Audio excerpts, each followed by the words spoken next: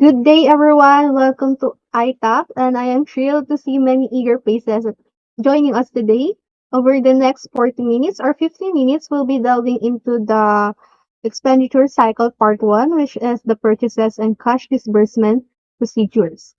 So we will be exploring key insights and fostering meaningful discussions, whether you are professional or seasoned or new to the subject, there's something for everyone. So without further ado, let me introduce to you our presenters or speakers for today. So we have me, Angeline Joy Ancheta, and then we will have Miss Micaela Corminal and Sir Stephen Generillo, Miss Mikua, and then Miss Jade Santiago. So for this webinar, we have the objectives of recognizing the fundamental tasks that constitute the purchases and cash disbursements processes, uh, be able to identify the functional areas involved in purchases and cash disbursements activities, and trace the flow of these transactions through the organization. Be able to specify the documents, journals, and accounts that provide audit trails, promote the maintenance of historical records, and support internal decisions making and financial reporting. Also, we had to understand the exposures associated with purchases and cash disbursements activities and recognize the controls and reduce this risk. Be aware of the operational features and the control of implication of technology used in purchases and cash disbursement system. So without further ado, let's begin with Mr. Henrilio. Thank you, Miss Angeline. Um, Before I start, I just want to give additional information about the expenditure cycle. So, alam naman natin yung expenditure cycle, it's providing needed resources to organization o simple means na kino-convert lang natin yung cash ng company into the physical materials and the human resources or labor na kailangan ng negosyo para mag-operate. So, may mga several objectives to, like purchase from reliable vendors, purchase high quality items, obtain best possible price, purchase only items that are properly authorized, and ma-receive natin yung items natin ng tama and hindi sira mula sa mga supplier natin. And then, after nun, is babayaran natin sila in a timely manner. So, as you can see dito sa presentation, ito yung cycle ng expenditure. So, una is may purchase requisition tayo. And then, sunod, purchasing. And yung pangatlo is mag-i-receive na natin and in-inspect natin yung na-receive natin product mula sa supplier. And after nun, mag-set up tayo ng accounts payable. And sunod is sa cash disbursement. So, proceed tayo sa overview of purchases and cash disbursement activities. Using data flow diagrams as a guide, we will trace the sequence of activities through two of the processes that constitutes the expenditure cycle for most retail, wholesale, and manufacturing organization. So, dito, yung dalawang ito is yung purchasing processing and yung cash disbursement procedures. Yung payroll and fixed asset system, which also support the expenditure cycle. And then, the conceptual system discussion is intended to be technological neutral daw. So when we talk about a conceptual system being technological neutral, it means we're discussing the basic ideas and plans for a system without being too picky about the specific tools we will use kung ano yung gagamitin natin. Proceed tayo sa data flow diagram of purchases system. So, unang tingin, napakagulo. Napakahirap intindihan. So, dito, ihimay-himayin natin sila mula sa monitor inventory records, patungo sa prepare purchase order, after nun sa pa-receive goods or sa receiving department, and sa pag-setup ng accounts payable, and lastly sa pagpo-post sa general ledger. So, let's start where everything begins sa purchasing system, which is ito yung inventory control.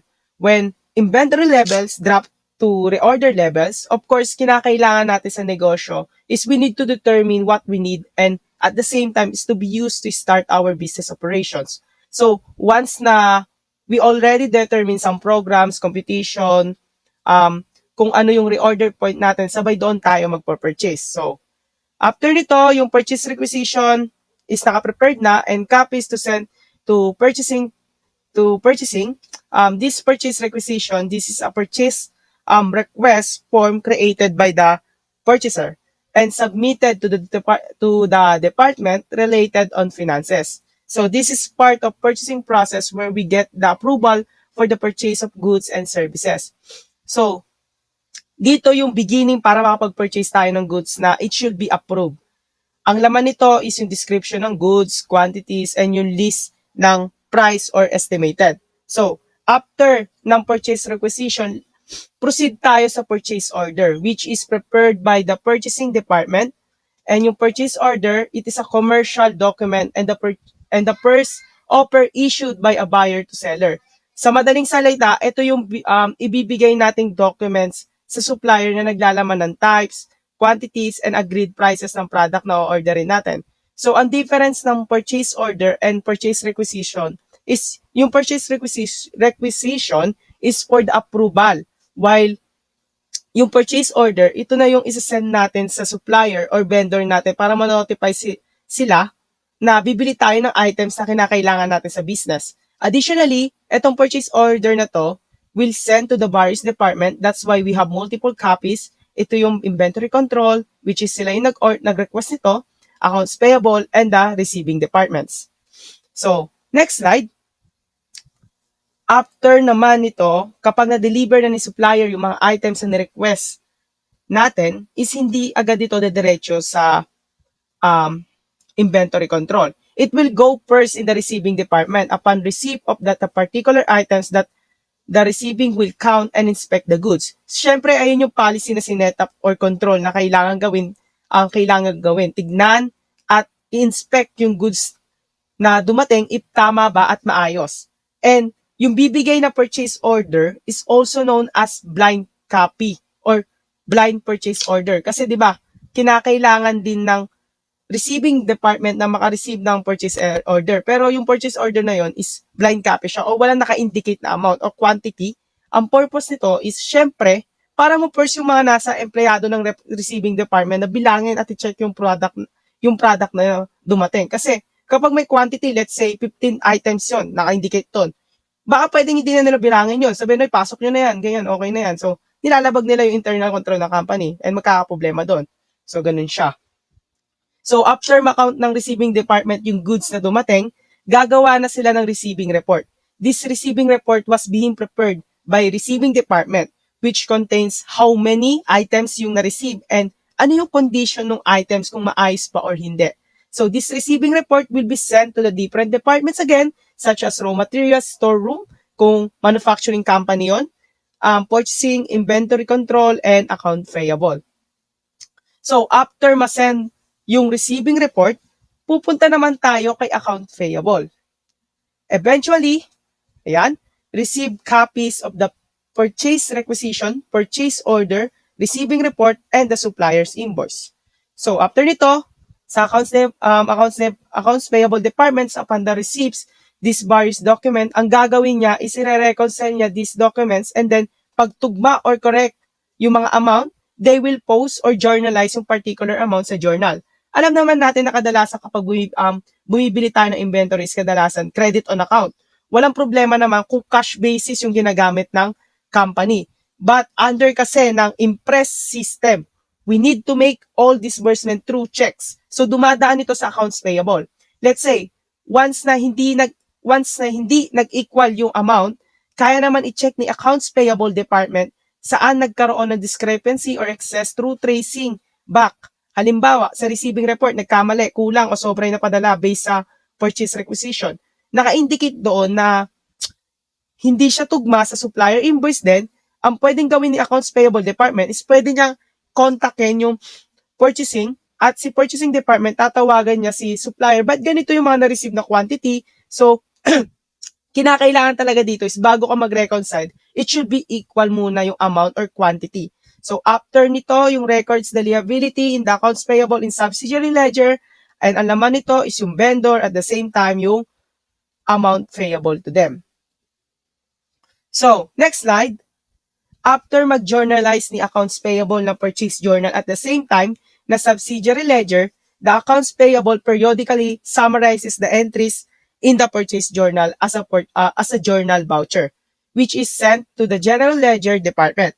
Iba ito kanina sa pinost natin sa purchases journal kasi itong entry na ito is posted naman ito sa general ledger department because this department represent where post the amount to the control account. So kaya may entry tayo dito na debit inventory control, credit account payable control na 6,800. And then si accounts payable prepares a cash disbursement voucher and posts it in the voucher register. Because under ulit ng Impress system, we will also use a voucher system as we pay through checks and may corresponding voucher sa. So, itong accounts payable department, magre-prepare siya ng voucher na yon posted to the voucher register. So, after nito, proceed tayo sa last department. Yan. Which is, ito yung General Ledger Department. Remember, ibibigay natin yung voucher entry to the General Ledger, di ba? So, they will post the amount from the accounts payable journal voucher to the General Ledger. And after nito, i-reconcile natin yung amount, yung inventory amount with the account summary received from inventory control. So, pati si inventory account dito is nire-reconcile. And not only accounts payable. And kapag nakakita siya dito ng kulang o may error na nag-exist, pwede nyo i-trace back ito pabalik kung meron, kasi baka may nangyayaring fraud na ba. Ganun, may fraud na nagaganap. So, ganun siya. So, I believe this is the end of purchase system, which I hope na may naiintindihan kayo and napasimple yung pag-process ng purchase system mula sa data flow diagram na yon. So, may I call Frankie Makuha to discuss the cash disbursement system? Thank you, Mr. Steven. Now, moving on to our next topic, the cash disbursement system, which processes the payment of obligations created in the purchase system. So, this system is present to ensure that only valid creditors receive payments and that the amounts paid are timely and correct, because early payments can forgo income that the entity could have earned, and delayed payments of the obligation can affect the credit spending of the entity, and it might lose the purchase discount available within the given time period. The cash disbursement process involves the procedures and controls related to the payments done with the company. So this process is a vital part of the entity as it ensures that payments are made accurately and timely. The process starts in the AP department where they identify the liabilities due.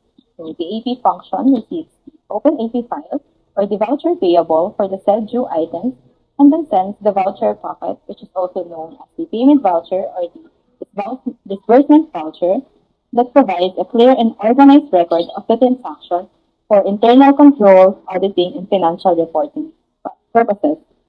So after the cash disbursement clerk receives the voucher packet and reviews the documents relating to it for completeness and accuracy, or the cash disbursement journal. Detail the check number, the voucher number, the amount, and other important data are entered into this journal. The check is then given to the supplier, and a copy of it is attached to the voucher packet as proof of payment, which is then returned to the AP clerk. A journal voucher is also sent to the General Ledger Department, which contains of the entries debiting accounts payable and crediting cash. Third is to update the AP record. So after receiving the voucher packet from the cash disbursement department, the AP clerk removes the liability satisfied by debiting the AP subsidiary account. The voucher pocket is then filed in the closed voucher file, which where completed and closed voucher are kept, as this voucher serves as evidences of financial transactions that the entity is involved in and are used to track and document expenses, receipts, and other financial activities. An account summary is also prepared and sent to the general ledger function, which takes us to our last step, which is posting to the general ledger. So, upon receipt of the journal voucher from the cash disbursement department and the account summary from the AP department, the amounts reflected on the voucher are then reconciled with the AP summary, the AP control, and cash account to update the general ledger accordingly. The approved journal voucher is then filed, which concludes the cash disbursement process. Moving on to the expenditure cycle controls, which demonstrates the primary internal controls in the expenditure cycle. First is the transaction authorization. So in the purchases processing system, the inventory control function formally authorizes the replenishment of the inventory once they drop their predetermined reorder price. This is because formal authorizations guarantee the validity of the purchase transaction and promotes efficient inventory management, which is due to the fact that unauthorized purchases may lead to excessive inventory levels, which may have an adverse effect to the company's cash reserves or stockouts of certain items, which may result in lost sales and production delays. While in the cash disbursement system, the AP is the one who authorizes the payment because, as discussed earlier, the AP function is the one that sends the voucher pocket regarding the obligation that needs to be satisfied. The check register is which contains then the authorized check serve as an audit trail to verify the authenticity of said check. Okay. Next is the segregation of duties. So within the purchase subsystem, the primary physical asset is the inventory, and the one who holds the records of these assets is the inventory control, while the one who holds the custody of the inventories is the warehouse. Because we all know that individuals requesting purchase and those who approve them are also different to prevent conflict of interest and illegal acts. Well, in the cash disbursement system, cash is the asset subject to exposure. So the AP subsidiary ledger and the cash account in the general ledger is the one controlling the records of this asset to prevent fraudulent activities because having one person doing the task of writing a check, posting to the cash account, and maintaining the AP could result to fraud as they can reconcile the cash accordingly to hide the said activity. Next is the supervision. So the receiving area is the area that benefits the most from supervision because large quantities of assets flow through this area. Thus, proper management and close supervision is present. This then reduces the failure to properly inspect the assets and theft of assets, since the receiving clerk must personally inspect the items they receive and input into the blind copy of the purchase order, which to make sure that they receive the right quantity and condition of the said items.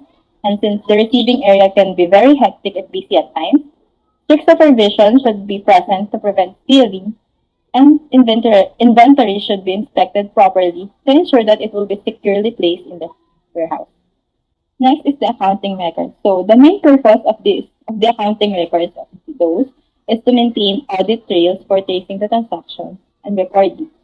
Next is the direct access to the asset. So this includes direct access to the lots, alarms, and restricted areas that contain such inventories and cash. So moreover, limited access should be given to the documents that control these physical assets to prevent illegal acts such as fraud. And lastly is the independent verification. So in the purchases processing system, the AP function merely verifies much of the work because this is where the key source documents such as the purchase order, purchasing requisition, receiving report, and suppliers invoice flows and are reconciled for review and comparison. While in the cash disbursement area, since the general ledger receives the journal voucher and summary reports from the above aforementioned areas, the general ledger are the one who verifies and makes sure that the records are equal and balanced. So what's the purpose of these controls? These controls help mitigate the risk of errors, fraud, and non-compliance within the expenditure cycle, which then promotes financial accuracy, accountability, and transparency. So that's all for this cycle.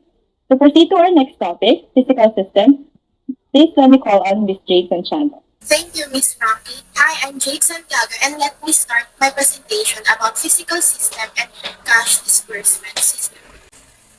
Physical system is a means of storing data and a means of gathering and presenting information.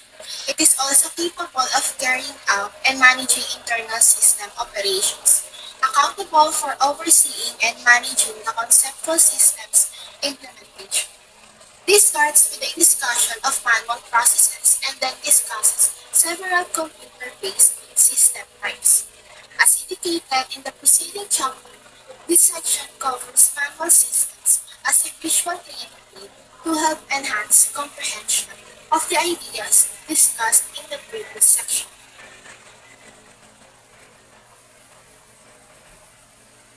Manual system. Manual system is for recording business activity transactions where financial records are kept without using a computer system. Financial records are maintained manually without the use of a computer system with specialized accounting software. for the purpose of tracking company activity transactions. This ought to aid in your visualization of the connections amongst organizational units, the division of labor, and the information flows necessary for proper internal management and function. So the tasks performed in each of the key processes are discussed in the following section under physical system. So first is inventory control. Managing your inventory levels to ensure that you are keeping the optimal amount of each product. Proper inventory control can keep track of your purchase orders and keep a functional supply chain. Systems can be put in place to help with forecasting and allow you to set reorder points.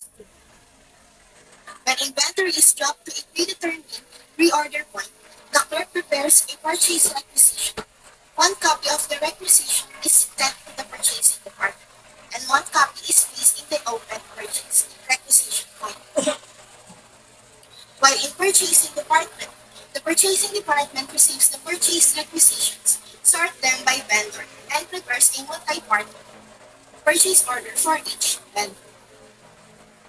Two copies of the purchase order are sent to the vendor. Then one copy of the purchase order is sent to inventory control, where the clerk files it with the open purchase requisition. One copy of the purchase order is sent to AP for filing in the AP pending file. One copy or the blind copy is sent to the receiving department, where it is filed until the inventory is ordered. The clerk files the last copy along with the purchase requisition in the open purchase order file. So next stage is the receiving. Receiving area, goods arriving from the vendor are reconciled with the blind copy of the purchase order. Blind copy is a purchase order copy that contains no price or quantity information to force them to physically come and inspect the goods. In receiving area, upon completion of the physical count and inspection, the receiving clerk prepares a multi-part receiving report stating the quantity and condition of the inventories. First copy of the receiving report accompanies the physical inventories to the storeroom. The second copy is sent to the purchasing department, where the purchasing clerk reconciles it with the open purchasing order. Then the third copy is sent to the inventory control, where the inventory subsidiary ledger is updated. Fourth copy is sent to the AP department, where it is filed in the AP pending file.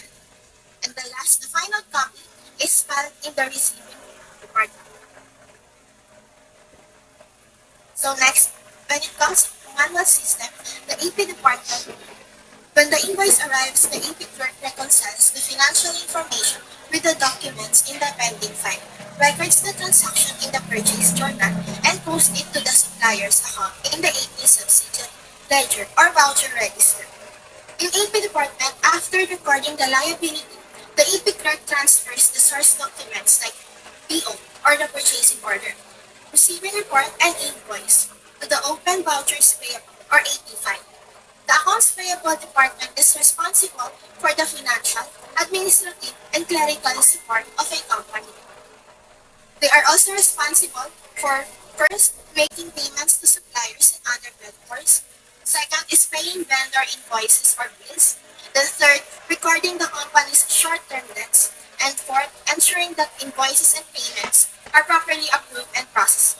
Then fifth, keeping track of what's owed to vendors. And sixth is controlling expenses for an accurate balance sheet. So the next is the General Ledger Department. The General Ledger Department receives a journal voucher the AP department and an account summary from inventory control. In General Ledger Department, the clerk reconciles this and posts to the inventory and AP control accounts. With this step, the purchases phase of the expenditure cycle is completed. The General Ledger System's functions include: first is the collecting, then second, classifying, third, coding, fourth, updating, and fifth, recording adjustments to accounts, and the last is the producing financial reports. So, when it comes to cash disbursement systems, a legal system flowchart of a manual cash disbursement system. In accounting, a cash disbursement is a payment made by one party to another. In cash disbursement systems, a detailed flowchart illustrating the manual cash disbursement mechanism. A cash distribution is a payment made by one party to another in accounting. This can be made by check, electronic check, automated clearinghouse or ACH, digital payment, or any other format that records a payment with an instant deduction. They are also known as cash payments or disbursements. So the tasks performed in each of the key processes are discussed in the following section under the cash disbursement systems. So first is the AP department. So each day, the AP clerk reviews the open vouchers payable or AP file for items due and sends the vouchers and supporting documents to the cash disbursements department. So in AP department, the responsibility of approving payments for a company's transactions with creditors and vendors falls on the AP function.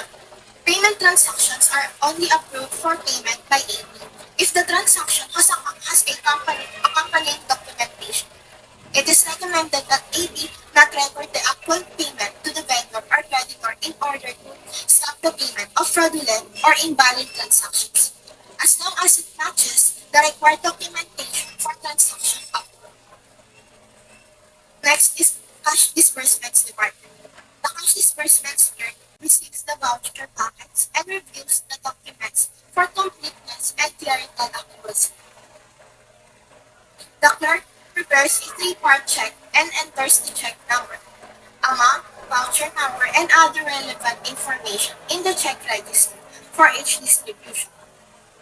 The cash disbursements department manager or treasurer receives the check and the supporting paperwork so they can sign it. The supplier receives the check's negotiable component by name. The clerk files one copy of the check and returns the voucher packet and check copy to the AP department. Ultimately, the clerk forwards a journal voucher to the general ledger department after compiling a summary of the entries made to the check register. So next is the AP department. Upon receipt of the voucher packet, removes the liability. So upon receipt of the voucher packet, the AP clerk removes the liability by recording the check number in the voucher register and filing the voucher packet in the closed voucher file. And the clerk sends an AP summary to the general ledger department. Next is the general ledger department. The payment is made in cash during a specific time period and is recorded in the general ledger of the business. A record of disbursement shows how the business is spending cash over time. In General Ledger Department, the account summary from AP and the general voucher from cash disbursement are received by the General Ledger function. The voucher displays overall decreases in the company's liabilities and cash balance due to vendor payments. The General Ledger clerk files the papers and posts to the General Ledger control accounts using the journal voucher from cash disbursements and the account summary from AP. So that's all for my presentation. May I call on to present the topic about computer-based purchases and cash disbursements applications. Ms. Micaela Cornelius. Thank you, Ms. Jade. The next topic is computer-based purchases and cash disbursements applications. In this section, we see how both automation and re-engineering techniques apply in purchases and cash disbursement systems. Automating purchases using batch processing technology. So let's start with automation. Mostly, when there is automation, batch processing is always involved, just like the revenue cycle. In the automated procedures, there are still many manual procedures that are left in the system in expenditure cycle. The only difference between them is that mostly the accounting tasks or the bookkeeping tasks become automated. So what is the process now? Step 1, data processing department with purchasing department. Step 2, data processing department with receiving department. Step 3, data processing department with accounts payable. And last step 4, the data processing department. Cash disbursements procedure. There are three, the data processing department, second, cash disbursements department, and last, accounts payable department. These steps from 1 to 4 with subtopics and the cash disbursement procedure with its subtopics are I will be discussed or explained well through flowchart, so bear with me. So figure 5.14 is the flowchart of the automated or batch purchase sales system. Here we start with the data processing purchases system, or this is the step 1. Our automated purchasing process starts in our data processing department, where inventory control is performed here. So for example, there were sales to customers or we use some products for production. The system will determine now if what are the items that are affected in our inventory subsidiary file. Which of the contents of the records has reached the reorder point. So from there, the system will now update to check the records and then create an entry there in open requisition file. Each or each record in the requisition file is defined in a separate inventory that needs to be replenished. So this record now contains inventory item number, a description of the item, the quantity to be ordered, the standard unit price, and the vendor number of the primary supplier. So the sorting of our purchase requisitions and the details of the vendor can now start. Again, it will come from our vendor file. So these informations come from our inventory subsidiary record. During this process, the item that was recorded in our open requisition file has an attribute in its record called on order. But for now, let's go to figure 5.14, 5.15 rather. Record structures for expenditure cycle files. As you can see here, there's a bold text, which is the quantity on order. This is the attribute I'm talking about, that when the product has already been ordered, this attribute is flagged to avoid ordering it again. When it is flagged as an order, it means that the other agents in the inventory department cannot order this product or this particular record. That is only purpose for that. At the end of the day, so let's go back to 5.14. At the end of the day, that system will now sort our open purchase requisition file by vendor number, and then it can now consolidate the multiple items that will be ordered from the same vendor onto a single purchase requisition. The vendor mailing information that will came from our valid vendor file can produce an actual or hard copy purchase requisition documents, which will send to purchasing department. So purchasing department, let's say that the purchase requisition has arrived at the purchasing department. So the purchase department will now prepare the multiple copies of the purchase order. There is a copy payable, which is the letter B. There is also a copy for data processing that is being returned. And then there is also a copy that will be sent or kept by the purchasing department as their file. So this is the purchasing requisition. The computer will identify the inventory requirements and then prepare traditional purchase requisitions, but our purchasing agent will review the requisition before actually placing the order. Some firms do this to reduce the risk of placing unnecessary orders with vendors due to computer errors. These manual interventions cause a bottleneck. When we say a bottleneck, this does not only apply with particular system in any system. The bottleneck is the procedure of the system where there is traffic or delay. Since it is still necessary to create a manual purchase requisition, even though it has been created earlier in the system, it still needs to be checked by the purchase clerk. So, while the purchase requisitions are being checked, they must be distributed or processed. If our computer controls that we have in our systems are sufficient, we can now implement more efficient procedures to avoid errors in purchasing. But before we proceed, let's go to figure 5.16. Alternative inventory ordering procedures. There are three alternatives that can be performed to authorize or push through the inventory ordering. So here in our alternative one, the procedures shown in figure 5.14 is we will only add one step where the system itself will prepare our purchase order automatically. We'll also prepare documents and then send to the purchasing department so that the purchasing clerk can review and sign it. The purchasing agent then mails the approved purchase orders to the vendors and then distributes the copy to other internal users, such as receiving and accounts payable, for given example. So here in alternative 2, we will first speed up the process of alternative 1, where once the digital purchase order has been generated in the system, it will be sent directly to our vendors and internal users. So it doesn't have to go through the purchasing department.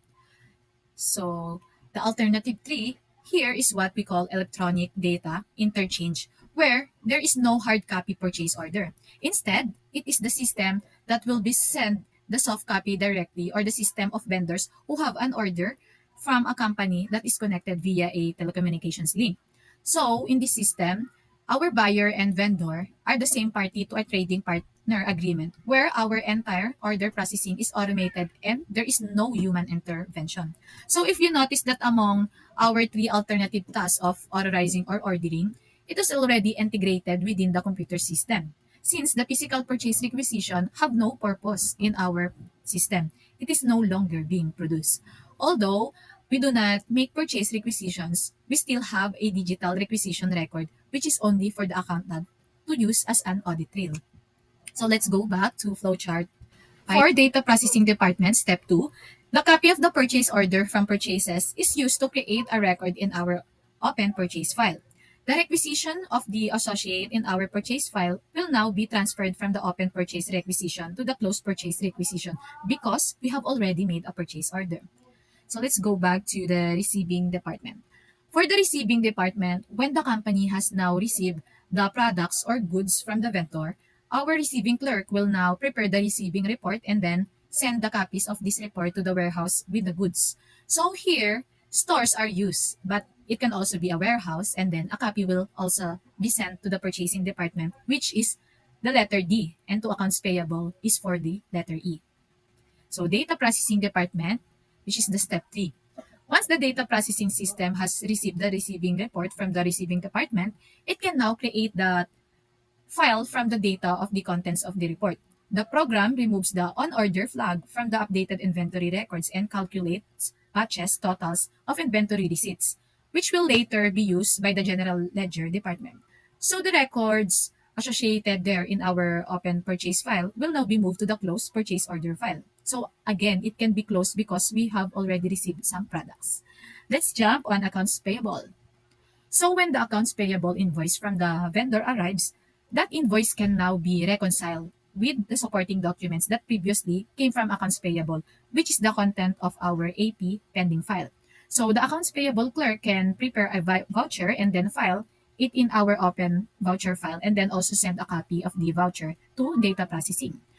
So let's go to the processing department again, which is the last step, step 4.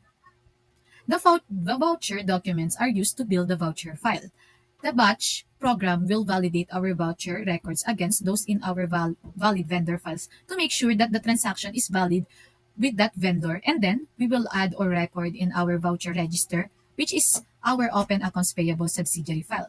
So finally, our data processing system will use the batch totals that were previously prepared to be posted to our accounts payable control account in our general ledger. Here, let's focus in the second half of the system flowchart, which is the cash disbursement procedures. Data processing department, this is similar to our manual that each day that system will now scan our voucher register. It will check which of these records are on the due dates and then it can print a check. The checks that we will record in the check register, which is the cash disbursements journal. So now, this check number is recorded in our voucher register so that we can now close the voucher and then transfer it from the open AP file to the closed AP file. The check that we printed earlier along with the transaction listings is now going to be sent to the cash disbursement department. So it has the letter A because it will be sent here. At the end of the day, the batch totals of our closed APs and our cash disbursements are already prepared so that they can be forwarded to the general ledger update procedure.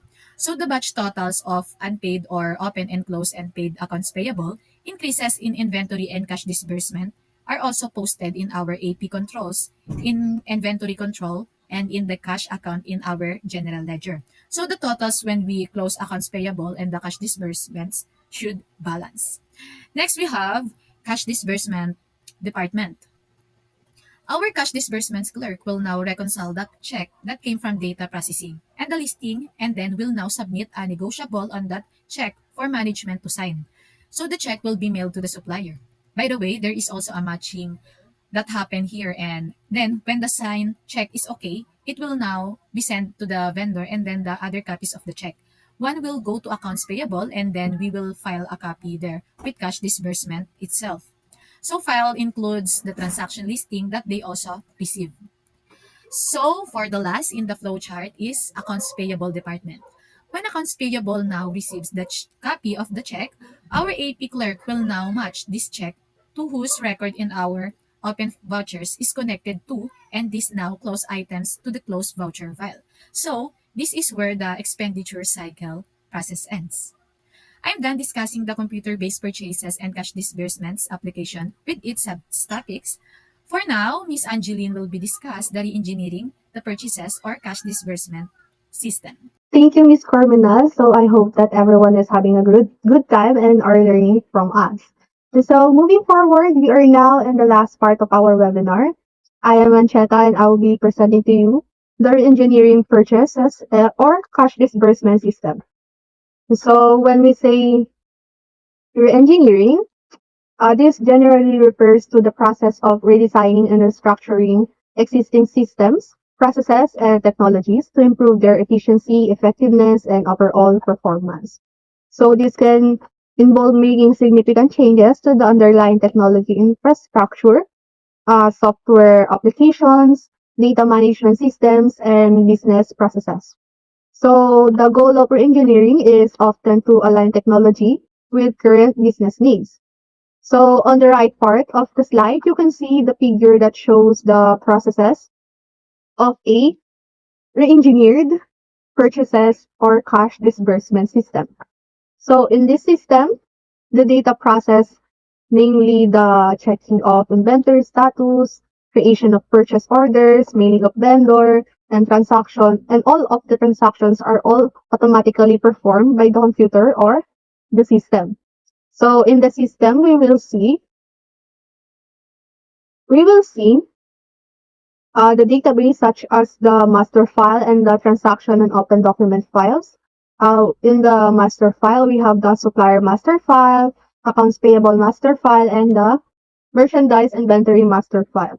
So in the transaction and open document files, we have here the purchase order file, open purchase order file, supplier's invoice, open vouchers files, and then the cash disbursements file. So all of these files will be seen in our re-engineered purchases or cash disbursement system. So here we have here the flow or the illustration that shows the process of the system. So the inventory triggers all of these processes. So once the system has scanned the inventory and uh, the inventory needs replenishment, the system will prepare a purchase order. So in preparing the purchase order, it will check the valid vendors and the information of the vendors, and it will send the copy of the purchase orders to the purchase requisition file, the open PO file, and the purchase orders in the transaction listing. So once the goods arrive and received, the clerk in the receiving department will then access the uh, open PO file, open PO file in real time by entering the PO number taken by the from the tracking script. So in the receiving screen, it will prompt the clerk to enter the quantities received for each item in the PO. So in receiving the goods, the clerk still have to manually inspect the goods and make sure that the goods received are all accurate and in good condition. So once the clerk have entered the quantities received for each item on the PO, the system will then prepare a receiving report. So once the receiving report is made, it will be then sent to the file to be saved, and then it will also be sent to the data processing to update the inventory file and log the items received. And then in the open PO file, update the general ledger file, and then it will transfer the closed PO file to the open AP file. So once it is transferred to the open AP file, a batch of program at the end of the day will select and scan for AP dues, with, and will write it will write a check and records this in the register. So once every um, accounts payable are checked from the ledger and the close date. It will then create and authorize and issue a check and then will be sent to our vendors. So at the same time, at the real time, it will also print report and it will be saved in the transaction listing and then it will be saved to the file. So that's how a re-engineered purchase and or cash disbursement system works. So all of the processes and all of the transactions are all generated and authorized by the system or the computer. So in the automated system, we have here the two advantages of it, which is the improved inventory control and the better cash management. So the automated system promotes effective cash management by scanning the voucher file daily for items due, thus avoiding the early payments and missed due dates. So it also creates time lag, or there is still a time lag that exists between the arrival of goods and in the receiving department and recording the inventory receipts in the inventory file. So there is also a purchasing bottleneck. So purchasing bottleneck in this automated system, the purchasing department is directly involved in all of the purchases decisions. So for many firms, this creates additional work, thus extends the time lag in ordering processes. So we also have the excessive paper documents. So the automated system is laden with the paper documents. So all operational departments creates documents which are sent to the data processing and which data processing must then convert to magnetic media. So these paper documents are a lot and it will cost because of the purchasing of the papers and the documents and the storage of uh, the documents. So in the re-engineered system, all of the problems that were mentioned in the automated system are all addressed in this system. So it improves the time lag as it uses the real-time procedures and direct access files, and it shortens the time lag in record keeping. And next is it eliminates the routine clerical procedures by distributing terminals to user areas. And lastly, it achieves a significant reduction in paper documents as it relies on digital processes and digital storage. So we also have here the segregation of duties. So in the manual system, or the manual system or the traditional segregation of duties, we in each department we have different clerks that authorizes and processes the system. Unlike in the engineered system, we have the computer that authorizes and processes the POs and also authorizes and issues checks to the vendors. So this documents describes the automated actions taken by the system and allow the management to spot errors and any unusual events to warrant investigation because it automatically creates a uh, transaction report.